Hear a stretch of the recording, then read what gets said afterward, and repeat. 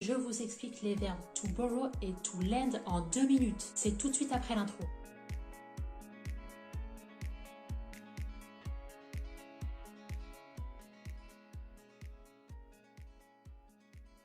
Le verbe to borrow en anglais correspond à la traduction d'emprunter en français. Alors j'ai un moyen mnémotechnique pour distinguer la différence entre ces deux verbes. To borrow commence par la lettre B, comme le mot besoin en français. J'emprunte quelque chose parce que j'en ai besoin. Alors par exemple, I borrow money from the bank. J'emprunte de l'argent à la banque. Alors cette phrase, elle est au présent. Je vais vous donner un autre exemple avec une phrase au passé. I borrowed a book from the library. J'ai emprunté un livre à la bibliothèque. Vous avez pu constater que la forme au prétérit du verbe to borrow, c'est ed à la fin. C'est un verbe régulier. Alors ensuite, on a le verbe to lend qui correspond à la traduction en français du verbe prêter. Alors mon moyen mnémotechnique pour retenir ce verbe, c'est que to lend commence par la lettre L, comme le verbe laisser en français. Lorsque vous prêtez quelque chose à quelqu'un, vous lui laissez. Alors, exemple concret, Please lend me this pen. Prête-moi ce stylo s'il te plaît. Donc cette phrase est au présent simple. Autre exemple avec une phrase au prétérit. He lent this book to him. Il lui a prêté son livre. C'est un verbe irrégulier. Lent, c'est aussi la forme au participe passé. Donc pour résumer, pour retenir to borrow,